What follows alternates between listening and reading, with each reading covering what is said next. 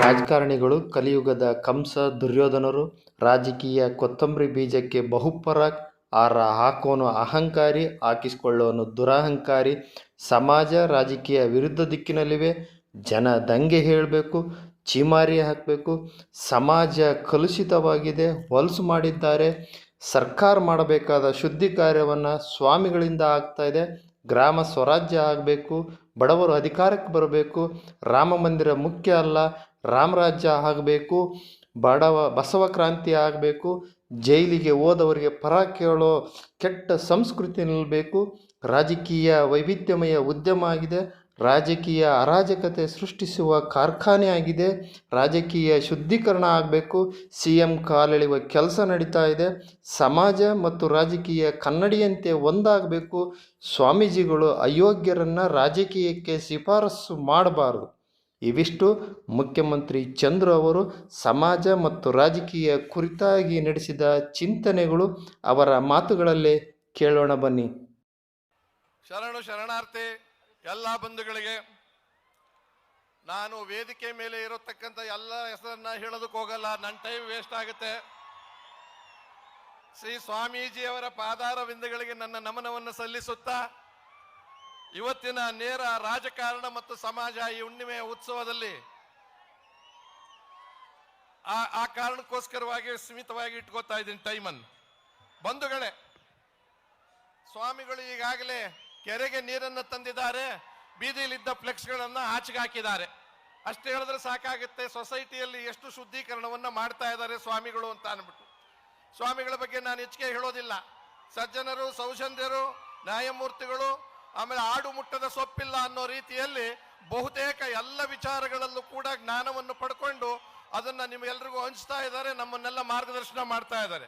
ಅಲ್ಲಿಗೆ ನಿಲ್ಲಿಸಿ ನೇರ ವಿಚಾರಕ್ಕೆ ಬರ್ತೀನಿ ಬಂಧುಗಳೇ. ಹುಣ್ಣಿಮೆ ಉತ್ಸವದ ಬಗ್ಗೆ, ಸಿರಿಮಠದ ಬಗ್ಗೆ ನಾನು ಏನು ಹೇಳಕ್ ಹೋಗಲ್ಲ. ರಾಜಕಾರಣ ಮತ್ತು ಇವತ್ತು ಸಮಾಜ ಇರ್ಲಿ ಅಭಿಮಾನಿಗಳು. ರಾಜಕಾರಣ ಅನ್ನೋದು ಹಿಂದೆ ಸೇವೆ ಆಗಿತ್ತು, ಈಗ ಅದು ಅಧಿಕಾರ ಆಗಿದೆ. ಸಮಾಜದಲ್ಲಿ ಒಳ್ಳೆಯ ಬದುಕಬೇಕಾದ್ರೆ ಹಿಂದೆ ಮಾನ ಮರ್ಯಾದೆ ಮುಖ್ಯ ಆಗಿತ್ತು. ಈಗ ಅಧಿಕಾರ, ಆಸ್ತಿ, ದುಡ್ಡು ಮುಖ್ಯ ಅಂತ ಆಗಿದೆ. ಇಲ್ಲಿರೋರೆಲ್ಲ ಬಹುತೇಕ ರೈತಾಪಿ ಜನರೇ. ನಾವು ಬಹುತೇಕ ಏನು ಶೇಕಡಾವಾರು 80ಕ್ಕೂ ಹೆಚ್ಚು ನಾವೇ.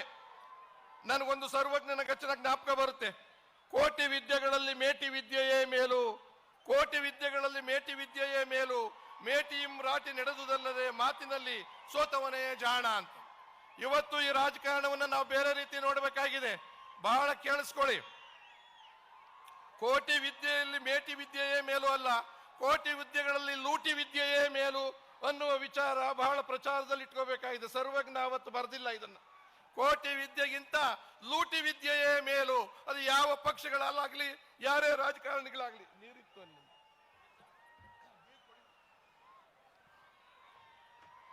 ಈಗ ರಾಜಕೀಯ ಏನಾಗಿದೆ?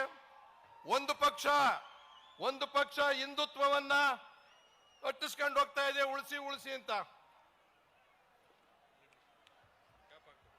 ಒಂದು ಪಕ್ಷ ಹಿಂದುತ್ವ ಉಳಿಸಿ ಅಂತ ಹೋಗ್ತಾ ಇದೆ, ಇನ್ನೊಂದು ಪಕ್ಷ ಸಂವಿಧಾನ ಉಳಿಸಿ ಅಂತ ಇದ್ದಾರೆ, ಇನ್ನೊಂದು ಪಕ್ಷ ನಮ್ಮ ಪಕ್ಷ ಉಳಿಸಿ ಅಂತಿದ್ದಾರೆ.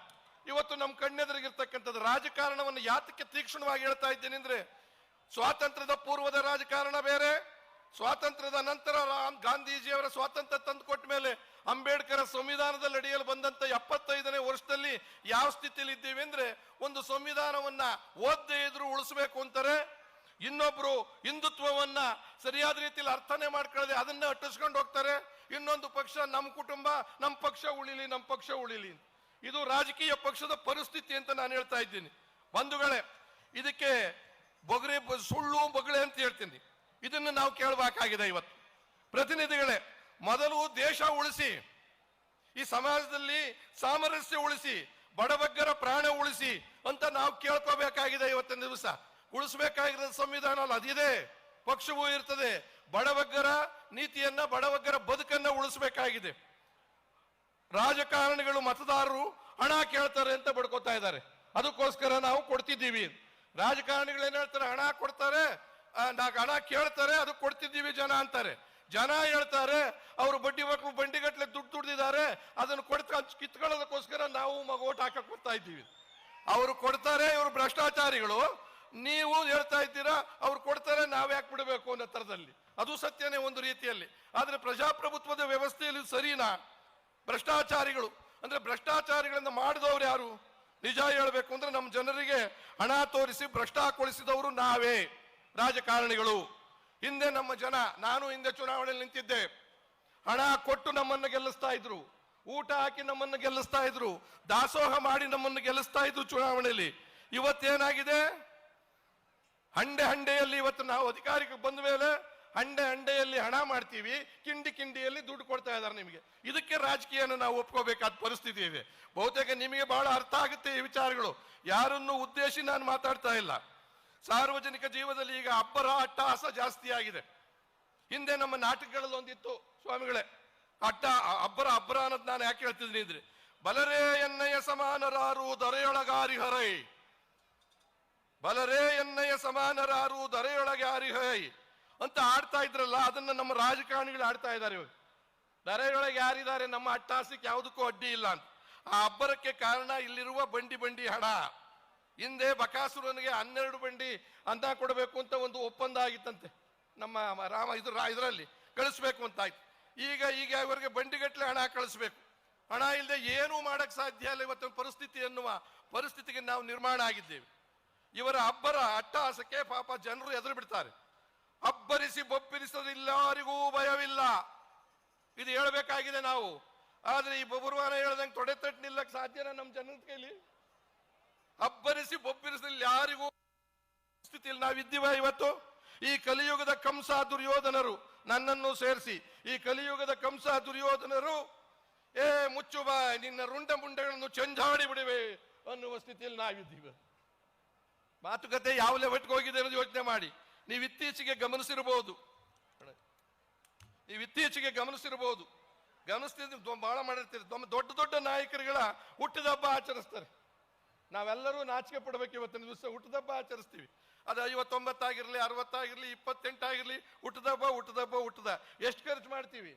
10, 15, 1000, 100 ಅಲ್ಲ, ಕೋಟಿಗಟ್ಟಲೆ ದುಡ್ಡನ್ನು ಖರ್ಚು ಮಾಡ್ತಾ ಇದ್ದೀವಿ ಬಂಧುಗಳೇ ಹುಟ್ಟಿದ ಹಬ್ಬಕ್ಕೆ.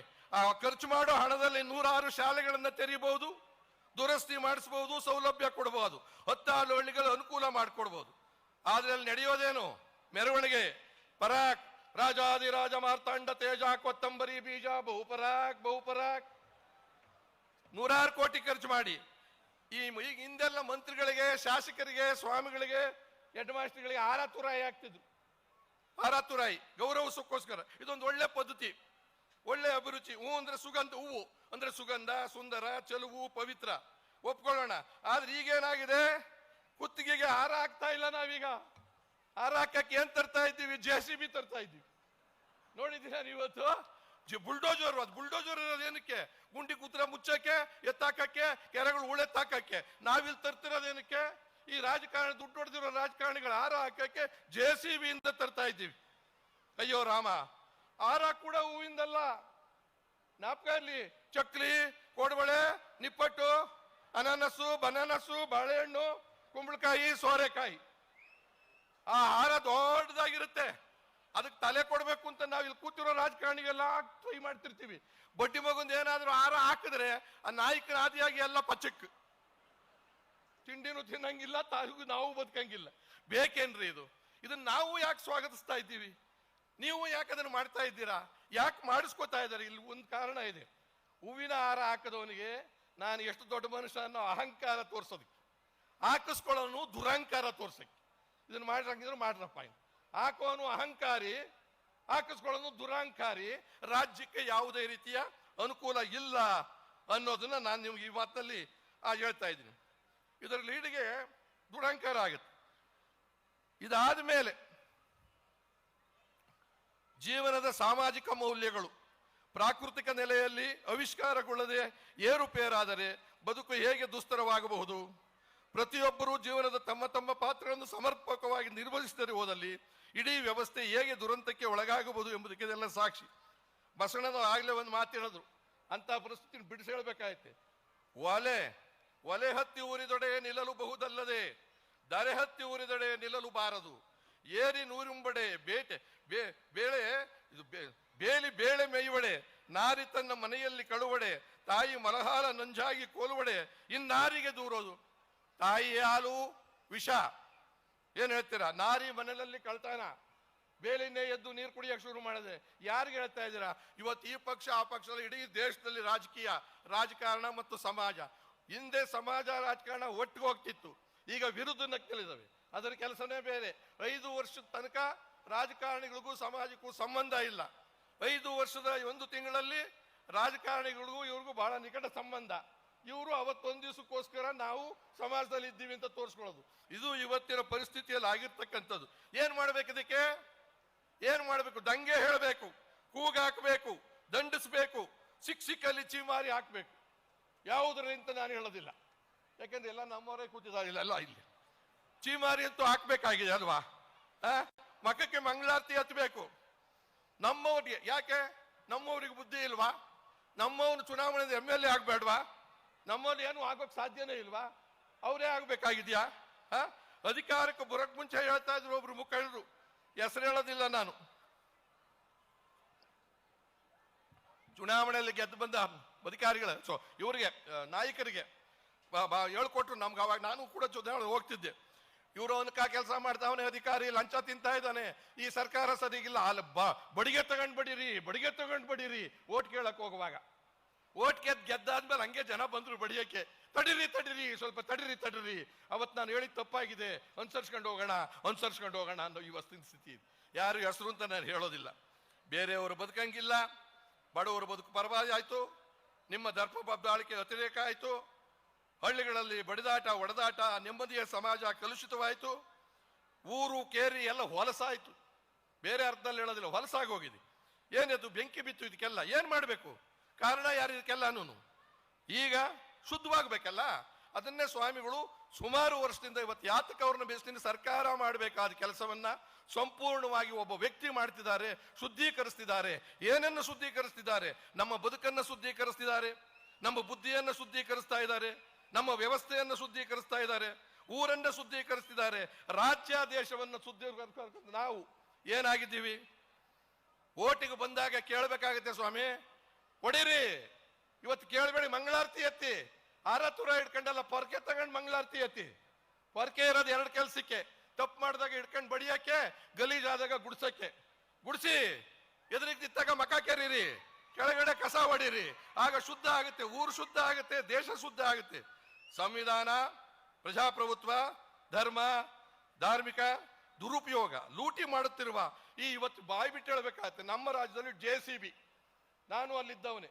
JCB ಅಂದ್ರೆ ಬುಲ್ಡೋಜರ್ ಆಗಲೇ ಹೇಳಿದ್ನಲ್ಲ, ತಂದಾಗ್ತಾರೆ ಅಂತ. ಆ ಥರದ JCBಯ 3 ಪಾರ್ಟಿ. ಕಾಯಕ ಮಾಡುವ ನಾವು ನೀವು, ಶ್ರಮದಿಂದ ಬದುಕುತ್ತಿರುವ ನಾವು ನೀವು. ಪಂಚಾಯತಿ ಮೆಂಬರ್ ಆಗಬಾರ್ದಾ? ನಿಮ್ಮನೆ ಹುಡುಗ ಆಗಬಾರ್ದಾ? ನಿಮ್ಮ ಹಣ್ಣು ಮಾರೋನಾಗಬಾರ್ದಾ? ನಿಮ್ಮ ಕೂಲಿ ಕೆಲಸ ಮಾಡೋನಾಗಬಾರ್ದಾ? ಜಿಲ್ಲಾ ಪಂಚಾಯತಿ ಅಧ್ಯಕ್ಷ ಆಗಬಾರ್ದಾ? MLA ಆಗಬಾರ್ದಾ? MP ಆಗಬಾರ್ದಾ? ಡಾಕ್ಟರ್ ಆಗಬಾರ್ದಾ? ಇಂಜಿನಿಯರ್ ಆಗಬಾರ್ದು? ಆಗಕ್ಕಾಗಲ್ಲ. ದುಡ್ಡಿಲ್ಲದೆ ಹೆಂಗಾಗುತ್ತೆ? SSLC ಆದ್ಮೇಲೆ ಓದಿಸಕ್ಕೆ ಸಾಧ್ಯ ಇಲ್ಲ. ಗಾಂಧಿ ಕಂಡ ಕನಸಿನ ಗ್ರಾಮ ಸ್ವರಾಜ್ಯವಾಗಬೇಕು, ರಾಮನ ಕನಸಿನ ರಾಮರಾಜ್ಯವಾಗಬೇಕು. ರಾಮನ ಮೌಲ್ಯವನ್ನು ನಾವು ಬೆಳೆಸಬೇಕು. ರಾಮಾವತಾರವನ್ನು ಮಾಡಿಕೊಂಡ್ರು ಸಾಗದು. ಬಸವಣ್ಣ ಹೇಳಿದ್ರು, ಉಳ್ಳವರು ಶಿವಾಲಯ ಮಾಡುವರು, ನಾನೇನು ಮಾಡಲಿ ಬಡವನಯ್ಯ, ಎನ್ನ ಕಾಲೇ ಕಂಬ, ದೇಹವೇ ದೇಗುಲ, ಶಿರವೇ ಉನ್ನ ಕಳಸವಯ್ಯ, ಸಾವಿರ ಕಳಿ ಉಂಟು ಜಂಗಮ ಕಳಿವಿಲ್ಲ ಅಂತ. ಆದರೆ ಇವತ್ತು ರಾಮ ಮಂದಿರ ಮುಖ್ಯ ಅಲ್ಲ, ನಮಗೆ ರಾಮ ರಾಜ್ಯ ಮುಖ್ಯ ಆಗಿದೆ. ರಾಮ ರಾಜ್ಯ ಅಂದ್ರೆ ರಾಮನ ಮೌಲ್ಯವನ್ನ, ಯಾವುದೋ ಒಂದು ಅಪವಾದ ಇಟ್ಕೊಂಡ ತಕ್ಷಣ ಅವನು ತನ್ನ ಹೆಂಡತಿಯನ್ನು ಕಾರಿ ಕಳಿಸ್ತಾನೆ. ಅಂತಹ ರಾಜಕಾರಣ ಇವತ್ತು ನಮ್ಮಲ್ಲಿ ಇದೆಯಾ? ಆ ಮೌಲ್ಯ ಯೋಚನೆ ಮಾಡಿ. ಕಥೆ ಇರ್ಬೋದು, ಪುರಾಣ ಇರ್ಬೋದು. ಹೌದು. ಇವತ್ತು ಇನ್ನೂ ಒಂದು ಸಣ್ಣ ಉದಾಹರಣೆ ಹೇಳ್ತೀನಿ. ಅಂಬೇಡ್ಕರ್ ಸಂವಿಧಾನಕ್ಕೆ ಗೌರವಿಸಬೇಕು. ಭಾರತ ಕಂಡ, ರಾಜ್ಯ ಕಂಡ ಕೆಲವು ಪ್ರಾಮಾಣಿಕರನ್ನ ಜ್ಞಾನಿಸಬೇಕು. ಲಾಲ್ ಬಹದ್ದೂರ್ ಶಾಸ್ತ್ರಿ ರೈಲ್ ಆಕ್ಸಿಡೆಂಟ್ ಆದಾಗ ಇಮ್ಮಿಡಿಯೇಟ್ ಆಗಿ ರಾತ್ರಿ ರಾಜೀನಾಮೆ ಕೊಡ್ತಾರೆ ತಮ್ಮ ಸ್ಥಾನಕ್ಕೆ. ಅದು ಮೌಲ್ಯ. ಇಲ್ಲಿ ನಾನು ಯಾಕೆ ಕೊಡ್ಲಿ? ಅವ್ನು 1000 ರೂಪಾಯಿ ಲೋಟ್ ಮಾಡಿದ್, ನಾನು 2000 ಮಾಡಿದ್ದಾನೆ, ನಂದೇ ಅವ್ರ ಲೆಕ್ಕ, 1,000 ಕೋಟಿ ಮಾಡಿರೋದು, ನಾನು ರಾಜೀನಾಮೆ ಕೊಡಬೇಕಾಗಿರ್ಲಿಲ್ಲ ಅನ್ನೋ ಸ್ಥಿತಿ ನೋಡಿದ್ದೀರಾ ಇವತ್ತಿನ ದಿವಸ. ಅಂದ್ರೆ ವಲ್ಲಭಾಯ್ ಪಟೇಲ್, ಜಯಪ್ರಕಾಶ್ ನಾರಾಯಣ್, ಅಣ್ಣಾ ಹಜಾರೆ, ಅದೆಲ್ಲಕ್ಕಿಂತ 12ನೇ ಶತಮಾನದ, ಈಗ ಹೇಳ್ತೀನಿ, ಬಸವಣ್ಣನವರ ಸಾಮಾಜಿಕ ಕ್ರಾಂತಿಯಾಗಬೇಕು. ಅವತ್ತೇ ಹೇಳಿದ್ದಾರೆ ಸಾಮಾಜಿಕ ಕ್ರಾಂತಿ ಅಂದ್ರೆ ಜಾತಿ ಬೇಡ, ಮೌಢ್ಯ ಬೇಡ, ಯಾವುದೂ ಬೇಡ, ಅನುಭವ ಮಂಟಪವನ್ನು ಇವತ್ತು ನಾವು ಸಾಕಬೇಕಾಗಿದೆ. ಬಸವಣ್ಣನವರ ಜೀವನ ಸಂವಿಧಾನ, ಜಗತ್ತಿಗೆ ಮಲುಕಕ್ಕೆ ಕೊಟ್ಟವ್ರು. ನಮ್ಮ ಸಂವಿಧಾನ ಅಂಬೇಡ್ಕರ್ ಕೊಟ್ರೆ, ಬಸವಣ್ಣ ನಮ್ಮ ಜೀವನಕ್ಕೆ ಒಂದು ಸಂವಿಧಾನ ಕೊಟ್ಟರು. 7 ಸುತ್ತದ ಆಗಲೇ ಯಾರು ಹೇಳುದು, ಕಳಬೇಡ, ಕೊಲಬೇಡ, ಉಸಿಯ ನುಡಿಯಲು ಬೇಡ, ಮುನಿಯ ಬೇಡ, ಅನ್ಯರಿಗೆ ಅಸಹ್ಯ ಪಡಬೇಡ, ತನ್ನ ಬಣ್ಣಿಸಬೇಡ, ಇದಿರ ಎಳೆಯಲು ಬೇಡ, ಇದೇ ಅಂತರಂಗ. ಈಗ ನಾವು ಅದನ್ನ ಏನ್ ಹೇಳ್ಬೇಕಾಗಿದೆ, ಬಸವಣ್ಣವ್ರಿಗೆ ಕ್ಷಮೆ ಕೇಳ್ಕೊಂಡು ಬದಲಾಯಿಸ್ಕೋಬೇಕಾಗಿದೆ ಬುದ್ಧಿ. ನಾವು ಏನಂದ್ರೆ, ಕಳ್ಳರು ಬೇಡ, ಮತ ಕೊಳ್ಳುವವರು ಬೇಡ, ಸುಳ್ಳು ಬಡ್ಡಿ ಮಕ್ಕಳು ಬೇಡ, ಮುನ್ಸ್ಕೊಳ್ಳೋರು ಬೇಡ, ಹಂಗ್ಸೋರು ಬೇಡ, ಆಮೇಲೆ ಹೊಗಳಿಕೆ ಮಾಡ್ಕೊಳ್ಳೋರು ಬೇಡ, ಕೀಳಾಗಿ ನೋಡೋರು ಬೇಡ. ಇದೇ ರಾಜ್ಯ ಶುದ್ಧಿ, ಇದೇ ರಾಷ್ಟ್ರ ಶುದ್ಧಿ, ಇದೇ ನಮ್ಮ ಸಂವಿಧಾನವನ್ನು ಉಳಿಸುವ ಪರಿ ಅಂತ ಬಸವಣ್ಣನವರ ಸಪ್ತ ಸೂತ್ರಗಳನ್ನು ಇವತ್ತು ಈ ಸ್ಥಿತಿಯಲ್ಲಿ ಹೇಳ್ಬೇಕಾಗಿದೆ. ಕಳಬೇಡ, ಕೊಲಬೇಡ ಅಲ್ಲ, ಕಳ್ಳರೇ ಬೇಡ ಅಂತ ಹೇಳ್ಬೇಕು. ಈಗ ಸುಳ್ಳ್ರೇ ಬೇಡ, ಅಯೋಗ್ಯರೇ ಬೇಡ, ದರೋಡೆಕೋರರ. ಇದು ರಾಜ್ಯ ಶುದ್ಧಿಯೂ ಆಗುತ್ತೆ, ರಾಷ್ಟ್ರ ಶುದ್ಧಿಯೂ ಆಗುತ್ತೆ. ಆಮೇಲೆ ಇದರ ಪರಿಸ್ಥಿತಿ, ಸಂವಿಧಾನವನ್ನು ಉಳಿಸ್ತಕ್ಕಂಥ ಪರಿಸ್ಥಿತಿ ಬರುತ್ತೆ ಅಂತ ನೀವು ಹೇಳಿರೋ ಟೈಮ್ನಲ್ಲೇ ಮುಗಿಸ್ಬಿಡ್ತೀನಿ. ಸ್ವಲ್ಪ ಹೇಳಿದ್ದೆ ಅದಕ್ಕೋಸ್ಕರ. ಹಿಂದೆ ನೈತಿಕತೆ ಅನ್ನೋದು ಸಾರ್ವಜನಿಕ ಜೀವನದಲ್ಲಿ ಮಹತ್ವವಾಗಿತ್ತು. ಆಳುವವರು ಲೋಕದ ಅಪವಾದಕ್ಕೆ ಅಂಜಿ ಅಧಿಕಾರ ಬಿಡ್ತಾ ಇದ್ರು. ಜನರ ಸೇವೆಯೇ ಜನಾರ್ದನ ಸೇವೆ. ವಿಧಾನಸೌಧದ ಕಟ್ಟಡದ ಮೇಲಿದೆ, ಸರ್ಕಾರದ ಕೆಲಸ ದೇವರ ಕೆಲಸ ಏನು. ರಾಜಕಾರಣ ಅಂದ್ರೆ ಸಮಾಜ ಸೇವೆ, ರಾಷ್ಟ್ರ ನಿರ್ಮಾಣ, ಅಭಿವೃದ್ಧಿ. ಇಂದು ರಾಜಕಾರಣ ಎಷ್ಟು ವಲಸಾಗಿದೆ. ಅಪರಾಧ ಎಸಗಿದ ಜೈಲಿಗೆ ಹೋದ್ರಲ್ಲ, ತೀರ್ಮಾನ ಮಾಡಿ ಅವ್ರು ಬಿಡುಗಡೆ ಆದಾಗ ಲಕ್ಷಾಂತರ ಜನ, ಸಾವಿರಾರು ಜನ ಆರಾತುರ ಆಯ್ತಾ ಜೈಲು ಮುಂದೆ ನಿಂತ್ಕೊಂತಿದ್ದೀವಿ. ಇದು ಇವತ್ತು ನಾವು ಮಾಡ್ತಿರೋದು. ಅವ್ರು ಹೋಗಿರೋದು ಏನಕ್ಕೆ? ಮಾನಭಂಗ ಮಾಡಿ ಜೈಲು, ಕೊಲೆ ಮಾಡಿ ಜೈಲು, ಖಜಾನೆ ಲೂಟಿ ಮಾಡಿ ಜೈಲು, ಭ್ರಷ್ಟಾಚಾರಗಳು, ದುಡ್ಡು ದುಡ್ಡು ದುಡ್ಡು. ನಾವು ಅವ್ರನ್ನ ದ್ಯೋಮಂತ ನಾಯಕ, ಸ್ವಾಗತ, ಬಹುಪರ ಕರ್ಕೊಂಬರ್ತೀವಿ. ಮತ್ತೆ ಚುನಾವಣೆ. ಆಗಲೇ ಒಬ್ಬ ಗೆಳೆಯರು ಹೇಳಿದ್ರು, 190 ಜನ ಕ್ರಿಮಿನಲ್ಸ್ ನಮ್ಮಲ್ಲಿ ಸೆಲೆಕ್ಟ್ ಆಗಿದ್ದಾರೆ, MLAಗಳು MP ಗಳು ಅಂದಾಗ ಇದಕ್ಕಿಂತ ದುರಂತ ಬೇಕೆಂದ್ರೆ 75 ವರ್ಷ ಆಗಿ. ಅಂದ್ರೆ ಕ್ರಿಮಿನಲ್ಸ್ ಆರ್ ಎಲಿಜಿಬಲ್ ಫಾರ್ ಪ್ರತಿನಿಧಿ. ಪ್ರಾಮಾಣಿಕರಲ್ಲ, ನಿಷ್ಠಾವಂತರಲ್ಲ. ಇದಕ್ಕೆಲ್ಲ ಏನು? ದುಡ್ಡಿಲ್ಲದವರು, ಆಸ್ತಿ ಇಲ್ಲದವರು, ಸಜ್ಜನರು, ಪ್ರಾಮಾಣಿಕರು ರಾಜಕೀಯಕ್ಕೆ ಬರದ ಪರಿಸ್ಥಿತಿ. ಯಾರನ್ನು ದೂಷಿಸ್ಬೇಕೀಗ ನಾನು? ನಮ್ಮ ಕಥೆ ಎಲ್ಲ ಹೇಳಿದ್ದ ನಿಮ್ಮನ್ನಲ್ವಾ? ಮತದಾನದ ಮಹತ್ವವನ್ನು ನೀವು ಅರ್ಥಕೊಳ್ಳದೆ ಇರೋದ್ರಿಂದ ಇದೆಲ್ಲ ಆಗಿರೋದಲ್ವಾ? ಗೆದ್ದವನ ಸೋತವನ ಅವನ್ನೇ ಮತ, ಆ ಮನೆಯವ್ರನ್ನೇ ಮತ ಹಾಕಿ ಗೆಲ್ಸೋದು ಏನಕ್ಕೆ ಬೇಕಾಗಿದೆ? ನಿಮ್ ಬೀದಿಲ್ ಜನ ಇಲ್ವಾ? ನಿಮ್ ಊರಲ್ಲಿ ಜನ ಇಲ್ವಾ? ಬಡವರಾಗಕ್ಕೆ ಸಾಧ್ಯ ಇಲ್ವಾ? ನಿಯತ್ತಾಗಿದ್ರೆ ಸಾಧ್ಯ ಇಲ್ವಾ? ನಿಮ್ ಕೆಲಸ ಮಾಡಕ್ಕೆ ಸಜ್ಜನ ಆದ್ರೆ ಸಾಧ್ಯ ಇಲ್ವಾ? ಆತ್ಮಾವಲೋಕನ ಮಾಡ್ಕೋಬೇಕು ಬಂಧುಗಳೇ, ಕೈ ಮುಗಿದು ಕೇಳ್ಕೊತಾ ಇದ್ದೀನಿ. ಮತದಾನದ ಹಕ್ಕು ನಿಮ್ಮದು, ಆತ್ಮಾವಲೋಕನ ನಮ್ಮಲ್ಲೇ ಇದೆ. ಅದನ್ನು ಚಲಾಯಿಸಿ ಯೋಗ್ಯರನ್ನ ಆಯ್ಕೆ ಮಾಡಿ. ಚಂದ್ರನ ಆಯ್ಕೆ ಮಾಡಿ ಅಂತ ಕೇಳಕ್ ಬಂದಿಲ್ಲ ನಾನು. ಚಂದ್ರು ಯೋಗ್ಯನಾಗಿದ್ರೆ ಆಯ್ಕೆ ಮಾಡಿ. ಚಂದ್ರು ಇದ್ರಿಗೆ ಎಷ್ಟೇ ಲೂಟಿಕೋರ ಇದ್ರು, ನಿಮ್ಮದೇ ಜಾತಿ ನಮ್ಮದೇ ಜಾತಿ ಇದ್ರು ತಿರಸ್ಕಾರ ಮಾಡಿ. ನಿಮ್ಗೆ ಅವಕಾಶ ಇರೋದು ಅದೊಂದೇ ಸರಿ. ಮತದಾನದಲ್ಲಿ ತಾಲೂಕ್ ಪಂಚಾಯತಿ ಬರುತ್ತೆ, ಜಿಲ್ಲಾ ಪಂಚಾಯತಿ ಬರುತ್ತೆ, ನಗರ ಪಂಚಾಯತ್ ಬರ್ತದೆ. ಈ ಪಕ್ಷ ಆ ಪಕ್ಷ, ನಾನೊಂದು ಪಕ್ಷದ ಅಧ್ಯಕ್ಷನಾಗಿ ಕೇಳ್ತಾ ಇಲ್ಲ. ಹಾಕೋವಾಗ ಈ 5-10 ವರ್ಷ ಲುಂಗಿ ಲೂಟಿ ಕುಳಿದಿರ್ತಕ್ಕಂಥ ದರೋಡೆಕೋರನ್ನ ತಪ್ಪಿಸಿ ನಿಮ್ಮ ಮನೆಯವ್ರನ್ನ ಗೆಲ್ಲಿಸಿ, ನಿಮ್ಮನ್ನು ಕೆಲಸದವ್ರನ್ನ ಗೆಲ್ಲಿಸಿ, ನಿಮ್ಮಲ್ಲಿ ದುಡಿತಾ ಇರೋ ಕೂಲಿಗಾರನ್ನ ಗೆಲ್ಲಿಸಿ. ಆ ದೃಷ್ಟಿಯಿಂದ ಒಂದು ಹೇಳ್ತೀನಿ, ಸನ್ಮಾನ್ಯ ನಿಜಲಿಂಗಪ್ಪನವರು ಮುಖ್ಯಮಂತ್ರಿಗಳಾಗಿದ್ರು, ನಿಮ್ಗೆಲ್ಲ ಗೊತ್ತಿದೆಯೋ ಇಲ್ವೋ? ಒಳ್ಳೆಯ ಪ್ರಾಮಾಣಿಕ ವ್ಯಕ್ತಿ. ಅವರು ಅಧಿಕಾರ ಮುಗಿದ ಮೇಲೆ ಸ್ವಂತ ಮನೆ ಇಲ್ಲದೆ ತಮ್ಮ ಊರು, ಯಾವ ಊರದು? ಜೋಗಿಮಟ್ಟಿ, ಸಿದ್ದವನಹಳ್ಳಿ, ಅಲ್ಲಿಗೆ ಹೋದ್ರು ಸ್ವಂತ ಕಾರ್ ಇರಲಿಲ್ಲ. ಇದು ರಾಜಕಾರಣ. ಮುಖ್ಯಮಂತ್ರಿ ಆದವರು. ಇವತ್ತು ಮುಖ್ಯಮಂತ್ರಿ ಆಗಿರೋರು ಹೆಸರು ಹೇಳ್ಬೇಕಪ್ಪ. ಅವತ್ತೆಷ್ಟು ದುಡ್ಡು, ಇವತ್ತು ಅವ್ರ ಹತ್ರ ಎಷ್ಟಿದೆ ಎಣಿಸಕ್ಕೂ ಆಗ್ತಾ ಇಲ್ಲ. ಅವತ್ತು ಪರಿಸ್ಥಿತಿ. ರಾಮಕೃಷ್ಣ ಹೆಗಡೆ ಮೌಲ್ಯಾಧಾರ ರಾಜಕಾರಣಕ್ಕೆ ಬೀಜ ಬಿತ್ತವರು. ಒಂದ್ಸತಿ ಆಪಾದನೆ ಬಂತು ಅವ್ರ ಮೇಲೆ, ರಾಜೀನಾಮೆ ಕೊಟ್ಟು ಚುನಾವಣೆಗೆ ಹೋದ್ರು, ಮತ್ತೆ ಗೆದ್ರು. ನಾನು ಹೇಳ್ತಿರೋದು ಸಂಪೂರ್ಣ ಸಚ್ಚು ಅಂತ ಹೇಳ್ತಿಲ್ಲ, ಆದರೆ ನಾವು ಇವತ್ತು ಎಲ್ಲಿದ್ದೀವಿ ಅಂದ್ರೆ, ಯಾಕೆ ಸ್ಪೀಡಾಗಿ ಹೇಳ್ತಿದ್ದೀನಿ ಅಂದ್ರೆ ಟೈಮ್ ಈಗ ಎಲ್ಲಿದ್ದೀವಿ ನಾವೀಗ? ರಾಜಕಾರಣ ಏನಾಗಿದೆ ಇವತ್ತು? ವೈವಿಧ್ಯಮಯವಾದ ಉದ್ಯಮವಾಗಿದೆ. ದೇಶ ಸೇವೆ ಆಗಿಲ್ಲ, ರಾಜ್ಯ ಸೇವೆ ಆಗಿಲ್ಲ, ಜನರ ಸೇವೆ, ವೈವಿಧ್ಯಮಯ ವಿದ್ಯಮಯ ಅರಾಜಕತೆಯನ್ನು ಸೃಷ್ಟಿಸುವ ಕಾರ್ಖಾನೆಗಳಾಗಿವೆ. ಉದಾಹರಣೆ, ಸರ್ಕಾರಿ ಶಾಲೆಗಳೇನಾಗಿವೆ, ಸರ್ಕಾರಿ ಆಸ್ಪತ್ರೆಗಳೇನಾಗಿವೆ, ಸರ್ಕಾರದ ಸಾಮಾಜಿಕ ಕಾರ್ಖಾನೆಗಳೇನಾಗಿವೆ, ಕೈಗಾರಿಕೆಗಳೇನಾಗಿವೆ, ಉದ್ಯಮಗಳೇನಾಗಿವೆ, ಹೊರಗುತ್ತಿಗೆ ಏನಾಗಿದೆ? ಯಾವುದಾದ್ರೂ ನೆಟ್ಟಿಗಿದೆಯಾ ನಮಗೆ? ಗುತ್ತಿಗೆ 40% ಕಮಿಷನ್, 50% ಕಮಿಷನ್, ಪುಸ್ತಕದ ಲೆಕ್ಕದಲ್ಲಿದಲ್ಲ. ಸರ್ಕಾರಿ ಕೆಲಸ ದೇವರ ಕೆಲಸ ಅಂದ್ರೆ ಸರ್ಕಾರಿ ಕೆಲಸ ಲಂಚದ ಲೂಟಿಕೋರರ ಕೆಲಸ ಆಗಿದೆ. ಅದ್ರ ಬದಲಾಯಿಸಬೇಕಾಗಿದೆ. ಯಾಕಿದ ಸಂಕಟದಿಂದ ಹೇಳ್ತಿದ್ರೆ, ಇನ್ನೂ ಯಾವತ್ತು ನಾವು ಅರ್ಥಕೊಳ್ಳೋದು? ನೀವು ಯಾರನ್ನ ಬದಲಾಯಿಸೋಣ. ಈ ಸರಿ ಆ ಥರದ್ದು ಯೋಚನೆ ಮಾಡಿ, ಜನಗಳನ್ನೇ ಹಾಕ್ಬೇಡಿ. ಕಳೆದ ಚುನಾವಣೆಯ ಪ್ರಚಾರಕ್ಕಿಂತ ಹೋಗ್ತಾ ಇದ್ದೆ, ಒಂದು ದಾರಿಯಲ್ಲಿ ಒಬ್ಬ ಪ್ರಚಾರಕ್ಕೆ ಹೋಗ್ತಾ ಇದ್ದೆ, ಬುದ್ಧಿ ಸಿಕ್ಕಿದ್ರು. ಓ ನಮಸ್ಕಾರ ಸ್ವಾಮಿರೇ, ಎಲ್ಗೋಗ್ತಿದ್ರಾ? ಈ ಚುನಾವಣೆ ಬಂತಪ್ಪ ಕ್ಯಾನ್ವಾಸ್ಗೆ ಹೋಗ್ತಾ ಇದ್ದೀನಿ. ಓಹ್ ನೀವಾ ಅದ್ರೂ ಒಂದೇ ಏನು ಈ ಕಡೆ ಅಂದರು ಎಲೆಕ್ಷನ್ ಚುನಾವಣೆ ಕ್ಯಾನ್ವಾಸ್ ನಿಮ್ಮದೇ ಸರಿ ಕಣ್ರಪ್ಪ ಬೊಲೆ ಒಳ್ಳೇದು ಬೆಳೆ ಬೆಳೆಯಂಗಿಲ್ಲ ಬಿತ್ತಂಗಿಲ್ಲ ನೀವು ಅತಿವೃಷ್ಟಿ ಆಗಲಿ ಅನಾವೃಷ್ಟಿ ಆಗಲಿ ಕೋಟಿಗಟ್ಟಲೆ ದುಡ್ಡು ಮಾಡ್ಕೊಂಡು ಮನೇಲಿ ಇದ್ದು ಬಿಡ್ತೀರಪ್ಪ ನಮ್ಮ ಕಷ್ಟ ಹೆಂಗೆ ಅಂತ ಅಂದವು. ಎಷ್ಟು ಚೆನ್ನಾಗಿ ಹೇಳಿದ್ರು ಬೆಳೆ ಬೆಳೆಯಂಗಿಲ್ಲ ಮಳೆ ಬರಂಗಿಲ್ಲ ಬರಗಾಲ ಆದ್ರೂ ಚಿಂತಿಲ್ಲ ಅತಿವೃಷ್ಟಿ ಆದ್ರು. ಆದ್ರೆ ನೀವು ಹೋದ್ ಸತಿ MLA ನಿಂತಾಗ ಎಷ್ಟು ಡಿಕ್ಲೇರ್ ಮಾಡ್ಕೊಂಡ್ರ ಈ ಸತಿ MLA ನಿಂತ್ಕೊಂಡಾಗ ಸಾವಿರಾರು ಕೋಟಿ ಡಿಕ್ಲೇರ್ ಮಾಡ್ಕೊಂಡ್ರಲ್ಲ ಯಾರು ದುಡ್ಡು ಸ್ವಾಮಿ ಇದು ಚುನಾವಣೆಗೆ ಬಂದಿದ್ರಲ್ಲ ಕೇಳಕ್ಕೆ. ಆದ್ರೂ ಬಿಡಲಿಲ್ಲ ಆಯ್ತಪ್ಪ ಸರಿ. ಈಗ ಯಾರ್ಯಾರಿದ್ದಾರೆ ನಿಮ್ಮಲ್ಲಿ 3 ಪಕ್ಷ ಇದಾವೆ ಸ್ವಾಮಿ. JDS ಅಂದ್ರೆ ಅಲ್ಲ ಇದು JCB ಜನತಾದಳ ಕಾಂಗ್ರೆಸ್ ಅವನು ಹೇಳಿದ್ದು. ಸರಿ ಸರಿ ಯಾರ ಕಡೆ ಒಲಿವಿದೆಯಪ್ಪ ತೆಗೆರೆ ಬುದ್ಧಿ ಅಲ್ಲಿ ಏನ್ ಬಿದ್ದಿದೆ ನೋಡಿ ಅಂದ. ಏನು ಅಂದೆ ಲದ್ದಿಯಿಂದ. ಏನ್ ಲದ್ದಿಯಿಂದ ಗೊತ್ತಿಲ್ಲ ಅಂದೆ ಕತ್ತೆ ಲದ್ದಿಯಿಂದ. ಸರಿ ಸರಿ ಮತ್ತೆ ಈ 3 ಜನದಲ್ಲಿ ಯಾರು ಸರ್ಕಾರ ಮಾಡಿದ್ರೆ ಇದನ್ನ 3 ಭಾಗ ಮಾಡಿಬಿಟ್ಟು ಯಾರನ್ನ ಆಯ್ಕೆ ಮಾಡಿ ಅಂದ್ರೆ ಯಾರನ್ನ ಆಯ್ಕೆ ಮಾಡ್ಕೊಂಡ್ಲಿ ಬುದ್ಧಿ ನಾನು ಲದ್ದಿನ 3 ಭಾಗ ಮಾಡಿಬಿಟ್ಟು JCBನ ಅಂದ್ರೆ ಜನತಾದಳನ ಕಾಂಗ್ರೆಸ್ BJPನ ಅಂದ್ರೆ ಯಾರನ್ನ ಆಯ್ಕೆ ಮಾಡ್ಕೊಂಡ್ಲಿ ಸ್ವಾಮಿ ಆ ಸ್ಥಿತಿಗೆ ಬಂದು ಕೂತಿದ್ದೀವಿ ಅಂದ್ರೆ ಇದು ಸತ್ಯ ಅಲ್ವಾ?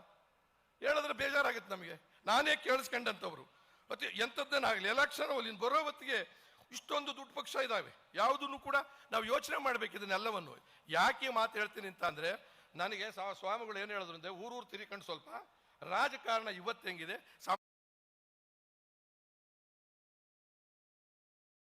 ಸಮಾಜ ಹೆಂಗಿದೆ ಅಂದ್ರೆ ಸಮಾಜದ ತಪ್ಪ ರಾಜಕಾರಣ ತಪ್ಪ ಅಂದ್ರೆ ಎರಡೂ ಈಕ್ವಲ್ ಆಗಿದೆ ಒಂದೇ ನಾಣ್ಯ ಅಂತ ನಮ್ಮ ವಿಜೇಂದ್ರ ಚೆನ್ನಾಗಿ ಹೇಳ್ದ.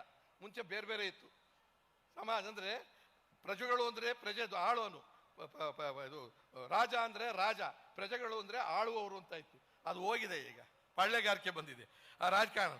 ಕೋಟಿ ವಿದ್ಯೆ ಅಂತ ನೀನು ನಾಳೆ ಒಂದು ಪಕ್ಷದ ನೋಡಿ ಇಷ್ಟೇ ಲಾಸ್ಟ್ಗೆ ಒಂದು 4 ವಿಚಾರ ಹೇಳ್ಬಿಡ್ತೀನಿ. ಕೋಟಿ ವಿದ್ಯೆಗಿಂತ ಮೇಟಿ ವಿದ್ಯೆಯೇ ಮೇಲು ಅಂತ ಹೇಳಿದ್ದು ಯಾರು? ಸರ್ವಜ್ಞ. ಆದರೆ ಈಗ ನಮ್ಮ ಪಕ್ಷಗಳ ರಾಜಕಾರಣಿಗಳು ಇದನ್ನ ಬದಲಾಯಿಸಿಕೊಂಡಿದ್ದಾರೆ. ಕೋಟಿ ವಿದ್ಯೆಗಳಿಗಿಂತ ಲೂಟಿ ವಿದ್ಯೆಯೇ ಮೇಲು ಅಂತ. ಅದಕ್ಕೆ ಈಗ ಕಾಂಪಿಟೇಷನ್ ಮೇಲೆ ಲೂಟಿ ಮಾಡ್ತಿದ್ದಾರೆ. ಸ್ಟೇಟ್ಮೆಂಟ್ ನಿಮಗೆ ಅನುಕೂಲ ಆಗಲಿ. ಒಂದು ಪಕ್ಷದವರು ಹಿಂದುತ್ವ ಉಳಿಸೋದಕ್ಕೆ ಹೋಗ್ತಾರೆ, ಇದರಿಂದ ಒಂದು ಪಕ್ಷದವರು ಸಂವಿಧಾನ ಉಳಿಸೋಕೆ ಹೋಗ್ತಾರೆ, ಇನ್ನೂ ಒಂದು ಪಕ್ಷದವರು ಬಿಡಿಯಪ್ಪ ನಮ್ಮ ಪಕ್ಷ ಉಳಿಸ್ಕೊಂಡ್ರೆ ಸಾಕು ಅಂತ ಓಡಾಡ್ತಿದ್ದಾರೆ. ಇದನ್ನ ಯಾರು ಅಂತ ಹೇಳಕ್ ಹೋಗಲ್ಲ. ಇದು ದೇಶ ಉಳಿಸೋಕೆ ಜನ ಉಳಿಸೋಕೆ ಹೋರಾಡ್ತಾ ಇರೋರು ಯಾರಂತೆ. ಈಗ ನಾವು ಅವ್ರನ್ನ ಕೇಳಬೇಕಾಗಿರೋದು ದೇಶ ಉಳಿಸೋರು ಯಾರಿದ್ದೀರಪ್ಪ ಅಂತ ಅಲ್ವಾ? ಇಂಥ ವಿಚಾರದಲ್ಲಿ ಸರ್ಕಾರದ ಶಾಲೆಗಳಲ್ಲಿ ನಿಮ್ಮ ಮಕ್ಕಳು ನಿನ್ನ ಮಕ್ಕಳು ಸರ್ಕಾರಿ ಶಾಲೆಗಳಲ್ಲಿ ಓದ್ತಾರ? ಇಲ್ಲ. ಸರ್ಕಾರಿ ಆಸ್ಪತ್ರೆಗೆ ಹೋಗ್ತಾ ಇದ್ದೀವ ನಾವು ಅಡ್ಮಿಟ್ ಆಗಕ್ಕೆ. ನಮಗೆ ನಮ್ಮ ಕತೆ ಗೊತ್ತಿದ್ದ ನಾವೇ ತಿಂದಾಕ್ಬಿಟ್ಟಿದ್ದೀವಲ್ಲ. ಸರ್ಕಾರಿ ಶಾಲೆ ಕೊಟ್ಟು ದುಡ್ಡು ತಿಂದಿದ್ದೀವಿ, ಆಸ್ಪತ್ರೆ ಕೊಟ್ಟಿದ್ದು ಔಷಧಿಯಿಂದ ಹಿಡ್ದೆಲ್ಲ ನುಂಗಿದ್ದೀವಿ. ನಮ್ಮ ಮಕ್ಕಳನ್ನ ಹೆಂಗೆ ಕಳ್ಸೋಣ ಸಾಯಿಸಕ್ಕೆ? ಹೋಗಿ ನಿಮ್ಮ ಮನೆ ಬರ ನೀವು ಅನ್ನೋ ಥರದಲ್ಲಿ ನಾವಿದ್ದೀವಿ ಸರ್ಕಾರಿ. ಮತ್ತೆ ಸರ್ಕಾರ ಯಾಕೆ ನಡೆಸ್ತಾ ಇದ್ದೀರಾ ಅಂದ್ರೆ ಯಾಕೆ ಅಂದ್ರೆ ನಮ್ಮ ಕಟೌಟ್ ನಿಲ್ಲಿಸ್ಬೇಕಾಗಿದೆ ಸ್ವಾಮಿ, ನಮ್ಮ ಅಟ್ಟಾಸ ಅಹಂಕಾರ ಮೆರಿಬೇಕಾಗಿದೆ, ಕುಂಬಳಕಾಯಿ ಹಾರ ಹಾಕ್ಸ್ಕೋಬೇಕಾಗಿದೆ. ಇದು ಈ ಸ್ಥಿತಿ ಬಂದಿದೆ. ಇನ್ನು ಹೆಚ್ಚು ನಾನು ಹೇಳೋದ್ರಲ್ಲಿ ಅಗತ್ಯ ಇಲ್ಲ. ಬಹಳ ಉದ್ದನೆಯಾಗಿ ಮಾತನಾಡಿ ಇದನ್ನು ನೋವಿನಿಂದ ಹೇಳ್ತಾ ಇದ್ದೀನಿ. ಹಾಗಾಗಿ ಈ ಶುದ್ಧೀಕರಣವನ್ನು ಮಾಡಬೇಕು ಅಂತ ಅಂದ್ರೆ ತರಳಬಾಳುನಲ್ಲಿ ಹಾಕಿರ್ತಕ್ಕಂಥ ಯೋಜನೆಗಳಿದ್ದಾವೆ. ಕೆರೆಗೆ ಉರುಣಿಸೋ ಕೆಲಸ ಸರ್ಕಾರದ್ರಿ. ಸ್ವಾಮಿಗಳು ಹೋಗಿ ಬೇಡ್ಕೋಬೇಕಾಗಿತ್ತ? ಸ್ವಾಮಿಗಳು ಭಿಕ್ಷೆ ಬೇಡಿ ದಾಸೋಹ ಕಾಯಕ ದಾಸೋಹ ಜ್ಞಾನ ದಾಸೋಹ ದಾನ ಥರದ್ದು ಮಾಡ್ತಾ ಇದ್ದಾಗ ಸರ್ಕಾರ ಏನಕ್ಕಿದೆ ನಿಮಗೆ? ನೀವ್ಯಾಕೆ ನಡೆಸ್ತಾ ಇದ್ದೀರಾ? ಯಾವುದೇ ಪಕ್ಷ ಆಗಿರಲಿ ಅದರಿಂದ ಒಂದು ಸಾರಿ ನೀವು ಮನಸ್ಸು ಮಾಡಿ ಎದ್ದೇಳಬೇಕು. ನಾವು ಎಲ್ಲೆದ್ದೇಳಬೇಕು ಅಂತ ಅಂದ್ರೆ ನಾವು ಪ್ರಾಮಾಣಿಕಕ್ಕೆ ಸತ್ಯಕ್ಕೆ ಯೋಗ್ಯರಾದವರನ್ನ ಸಜ್ಜನರನ್ನ ಹುಡುಕದಿ ಆಯ್ಕೆ ಮಾಡ್ತಕ್ಕಂಥ ಒಂದು ಮಾರ್ಗವನ್ನು ಕಡ್ಡಾಯ ಮತದಾನ ಮಾಡೋವಾಗ ಯೋಗ್ಯರನ್ನ ಮಾತಾಡಿ ಅಂತ ಹಿಂದೆ ಹೇಳಿದ್ದೆ. ಎಂಥವ್ರನ್ನ ಮಾಡಬೇಕು ಮತದಾನವನ್ನು ಮಾಡಬೇಕು ಅನ್ನೋ ಕಥೆನೂ ನಾನು ಹೇಳಿದ್ದೆ. ಆ ದೃಷ್ಟಿಯಿಂದ ನನಗಿದು ಯಾವುದು ಏನೂ ಆಗಬೇಕಾಗಿಲ್ಲ. ನಾನು ಇವತ್ತು ಹೇಳ್ತೀನಿ, ನಾನು ಮುಖ್ಯಮಂತ್ರಿ 1980ರಿಂದ 45 ವರ್ಷದಿಂದ ನಾನು ಮುಖ್ಯಮಂತ್ರಿ. ಯಾರೂ ನನ್ನನ್ನು ಬದಲಾಯಿಸಕ್ಕಾಗಿಲ್ಲ ಇದುವರೆಗೂ ಕೂಡ. ಆದ್ರೆ ಈಗಿರೋ ಮುಖ್ಯಮಂತ್ರಿಗಳು ಯಾವಾಗ ಜಾಗ ಖಾಲಿ ಆಗ್ಬೇಕೋ ಗೊತ್ತಿಲ್ಲ, ಇನ್ನೊಬ್ಬರು ಯಾವಾಗ ಬಂದು ಖಾಲಿ ಕೂತ್ಕೋಬೇಕೋ ಗೊತ್ತಿಲ್ಲ. ಈಗ ಕಬಡ್ಡಿ ಆಟ ಆಗಿದೆ, ಕಬಡ್ಡಿಲಿ ಪ್ರವೀಣ್ರಲ್ವ ನಾವು. ಕಾಲು ಎಳೆಯೋದು ಕಾಲು ಕೊಡೋದು, ಕಾಲು ಎಳೆಯೋದು ಕಾಲು ಕೊಡೋದು, ತೊಡ್ರಗಾಲು ಬಿದ್ದವನು ಮುಂದಕ್ಕೆ ಹೋಗ್ತಾನೆ ಹಿಂದಕ್ಕೆ ಹೋಗ್ತಾನೆ. ನಾವು ಅದನ್ನ ಯಾವುದೂ ಮಾಡೋದು ಬೇಕಾಗಿಲ್ಲ. ನಾವು ಜುಟ್ಟಿಡ್ದು ಎಳೆಯೋಕ್ಕೆ ಪ್ರಯತ್ನ ಮಾಡಿ ಬಾಪ ಹಿಂದಕ್ಕೆ ಸಾಕು, ತಿಂದಿದ್ದು ಸಾಕು, ತೇಗಿದ್ದು ಸಾಕು, ಲದ್ದಿ ಸಾಕು ಬಾಪ ಅಂತ ಹೇಳಬೇಕಾಗಿದೆ. ಆ ದೃಷ್ಟಿಯಿಂದ ಹುಣ್ಣಿಮೆ ಕ್ಷಮೆಯನ್ನು ಕೇಳಿ ಅವರು ರಾಜಕಾರಣ ಮತ್ತು ಸಮಾಜ ಅಂದಾಗ ಸಮಾಜ ಮತ್ತು ರಾಜಕಾರಣ ಕನ್ನಡಿಯಂತೆ ಒಂದಾಗಬೇಕಾಗಿರೋದ್ರಿಂದ ನೀವು ಎಚ್ಚೆತ್ಕೊಳ್ಳದೆ ಹೋದ್ರೆ, ನಾವು ಎಚ್ಚೆತ್ಕೊಳ್ಳದೆ ಹೋದ್ರೆ ಇದು ತಿದ್ದಕ್ಕೆ ಸಾಧ್ಯ ಇಲ್ಲ. ಇವತ್ತು ನೋಡ್ತಾ ಇದ್ದೀರಲ್ಲ ಏನು ನಡೀತಾ ಇದೆ ಸರ್ಕಾರದಲ್ಲಿ. ಆ ಸರ್ಕಾರದಲ್ಲಿ ಮುಖ್ಯಮಂತ್ರಿ ಯಾರಾಗಬೇಕು, ಕಿತ್ತಾಕೋದು ಯಾರು, ಇವರು ಪಾರ್ಟಿ ಅಧ್ಯಕ್ಷ ಯಾರಾಗಬೇಕು, ಆಗದೆ ಇರೋದು ಯಾರಾಗಬೇಕು. ಇನ್ನೊಬ್ರು ಹೇಳ್ತಾರೆ ಯಾರು ಹೆಂಗಾನ ಹಾಳಾಗೋಲಿ, ನಾನು ನನ್ನ ಮಗ ನನ್ನ ಮೊಮ್ಮಗ ಏನು ಬೇಕಾದ್ರೂ ಆಗೋದಕ್ಕೆ ಅನುಕೂಲ ಮಾಡಿಕೊಡಿ. ಇದಕ್ಕೆ ನೀವು ಸಾಯ್ಬೇಕನ್ರಿ? ನಮ್ಮ ಮಗನ್ನೇ ಮಾಡೋಣ, ನನ್ನ ತಮ್ಮನ್ನೇ ಮಾಡೋಣ, ನನ್ನ ಅಕ್ಕನ್ನೇ ಮಾಡೋಣ, ನಮ್ಮ ಅಮ್ಮನ್ನೇ ಮಾಡೋಣ. ಸ್ವಾಮಿಗಳ ಆಶೀರ್ವಾದ ಇದ್ರೆ ಅವ್ರು ಬಂದು ಹೇಳಿದ್ರೆ ಇವನು ಯೋಗ್ಯ ಅಂತ ಹೇಳಿದ್ರೆ ಓಟ್ ಗ್ಯಾರಂಟಿ ಆಗ್ತಿರಲ್ವಾ? ಆ ಥರ ಮಾಡಿ ಸ್ವಾಮಿ ನೀವು ಕೂಡ. ಅವ್ರು ಅಯೋಗ್ಯರಿಗೆಲ್ಲ ಯಾಕೆ ಹೇಳ್ತೀರಾ ನೀವು? ಹೇಳ್ಬೇಡಿ ಸ್ವಾಮಿ, ಹೇಳ್ಕೊತಾ ಇದ್ದೀನಿ. ಮನಸ್ಸು ಪ್ರಾಮಾಣಿಕ, ಯಾಕಂದ್ರೆ ಯಾರೂ ಇಲ್ಲ ನಮ್ಮನ್ನು ಕೈ ಹಿಡೋದು. ಇವತ್ತು ಮಠಾಧಿಪತಿಗಳೇನಾದ್ರೂ ಸ್ವಲ್ಪ ಮನಸ್ಸು ಮಾಡಿದ್ರೆ ನಾವು ಚಿಗುರಕ್ಕೆ ಸಾಧ್ಯ ಇದೆ, ಎದ್ದೇಳಕ್ಕೆ ಸಾಧ್ಯ ಇದೆ. ನಾವು ಕತ್ತಿ ಗುರಾಣಿ ಹಿಡಿಯೋದಿಲ್ಲ, ನಿಯತ್ತನ್ನು ಹಿಡಿತೀವಿ, ಸಂವಿಧಾನ ಹಿಡಿತೀವಿ, ಪ್ರಜಾಪ್ರಭುತ್ವ ಹಿಡಿತೀವಿ, ಎಲ್ಲರಿಗೂ ಅನುಕೂಲವನ್ನು ಮಾಡಿಕೊಡ್ತೀವಿ. ಸ್ವಾಮಿಗಳು ಅಂತ ಕೆಲಸವನ್ನು ಇನ್ನು ಮೇಲೆ ಮಾಡಿಕೊಟ್ರೆ ಎಲ್ಲಿ ಗುಟ್ಟಾಗಾದ್ರೂ ಹೇಳಿ, ಬಹಿರಂಗವಾಗಲ್ದೇ ಇದ್ರು ಕೂಡ ಗುಟ್ಟಾಗಿ ಯೋಗ್ಯರಲ್ಲ ಈಗಿರೋ ಪಾರ್ಟಿಗಳು ಬೇರೆಯವ್ರನ್ನ ಗೆಲ್ಲಿಸಿ ಅಂತ ಹೇಳಿ ಅನ್ನೋ ಮಾತನ್ನು ಹೇಳಿ, ನನ್ನ ಮಾತು ಏನಾದರೂ ತಪ್ಪಿದ್ರೆ ಅವರು ಇವರು ಹೇಳ್ಕೊಟ್ಟಿದ್ದು ನಂದೇ ಆದರೆ ಮಿಕ್ಕಿದೆಲ್ಲ ಒಳ್ಳೇದು ಅಂತ ಹೇಳಿ ನಿಮ್ಮೆಲ್ಲರಿಗೂ ಶಿರಸಾಷ್ಟಾಂಗ ನಮಸ್ಕಾರಗಳನ್ನು ಸಲ್ಲಿಸಿ ನನ್ನ ಮಾತು ಮುಕ್ತಾಯ ಮಾಡ್ತಾ ಇದ್ದೀನಿ. ಧನ್ಯವಾದ. ಇಂದಿನ ಸಭೆಯ ವಿಚಾರವನ್ನ ವಿವರವಾಗಿ ವಿಶ್ಲೇಷಣೆ ಮಾಡುವ ಮೂಲಕ ಮುಖ್ಯ ಅತಿಥಿಗಳ ನುಡಿಯನ್ನಾಡಿರುವ ಶರಣ ಮುಖ್ಯಮಂತ್ರಿ ಚಂದ್ರು ಇವರಿಗೆ ಧನ್ಯವಾದಗಳು.